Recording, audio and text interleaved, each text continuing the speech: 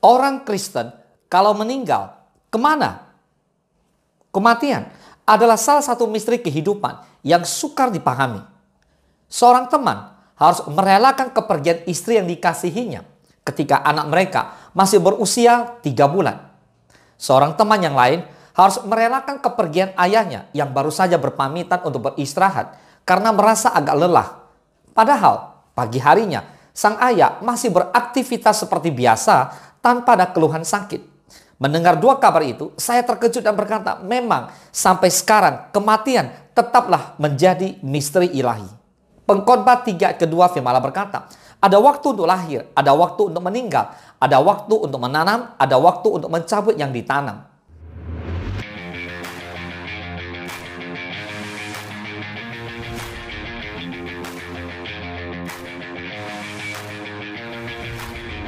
Pada umumnya, manusia lebih mempersiapkan diri untuk menyambut kelahiran daripada menghadapi kematian. Padahal, kematian bisa datang sewaktu-waktu, tidak dapat kita perkirakan. Fakta menunjukkan bahwa orang yang masih muda belum tentu hidup lebih lama dari orang yang sudah berusia lanjut. Orang yang dalam keadaan sakit parah terkadang diizinkan Tuhan untuk hidup lebih lama dari orang yang terlihat sehat dan bugar. Perkara kematian sepenuhnya akan tetap menjadi kedaulatan Tuhan sebagai pencipta, pemberi hidup, dan penentu akhir keberadaan manusia di muka bumi ini. 2 Korintus 5 ayat ke-5. Tetapi Allah lah yang justru mempersiapkan kita untuk hal itu dan yang mengaruniakan roh kepada kita sebagai jaminan segala sesuatu yang telah disediakan bagi kita. Katakan amin. Nah saudara, cepat atau lambat kehidupan manusia pasti akan berakhir dengan kematian. Tapi kita punya jaminan sebagai orang percaya, di mana Tuhan berjanji kepada kita bahwa Tuhan telah mempersiapkan segala sesuatunya. Bahkan Dia mengaruniakan roh kepada setiap kita yang percaya sebagai jaminan atas segala sesuatu yang telah disediakan oleh Tuhan kepada kita. Amin. So cepat atau lambat manusia akan menghadapi yang namanya kematian. Cepat atau lambat kehidupan manusia pasti akan berakhir dengan kematian.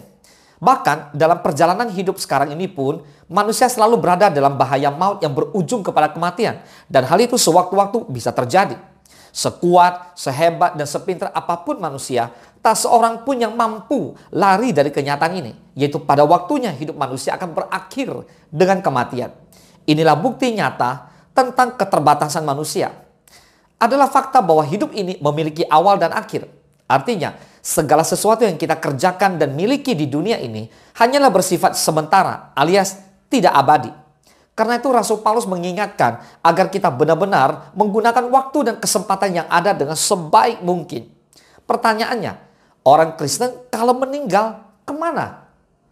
Saudara, bagi orang Kristen yang hidup sungguh-sungguh kepada Tuhan, melakukan segenap kebenaran firman Tuhan, maka sesungguhnya tidak perlu takut dengan kematian. Mengapa? Karena sesungguhnya kematian hanyalah perpindahan tempat dari dunia yang fana ke suatu tempat yang disediakan oleh Tuhan kita Yesus Kristus, yaitu surga.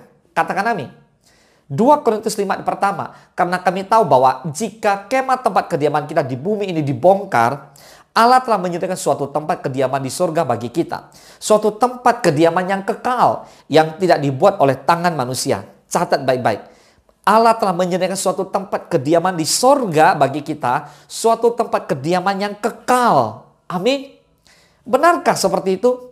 Ayo kita lihat. Inilah perkataan Tuhan Yesus di Yohanes 14 ayat kedua. Di rumah Bapakku banyak tempat tinggal. Jika tidak demikian, tentu aku mengatakannya kepadamu. Sebab aku pergi ke situ untuk menyediakan tempat bagimu. Jadi, seharusnya kematian bukan lagi menjadi hal yang menakutkan bagi orang Kristen yang sungguh-sungguh percaya kepada Kristus. Sebab Tuhan sudah menyediakan tempat bagi kita di sorga. Karena itu, kita harus bisa berkata seperti Rasul Paulus berkata di Filipi 1 ayat ke-21. Karena bagiku hidup adalah Kristus dan mati adalah keuntungan. Katakan amin.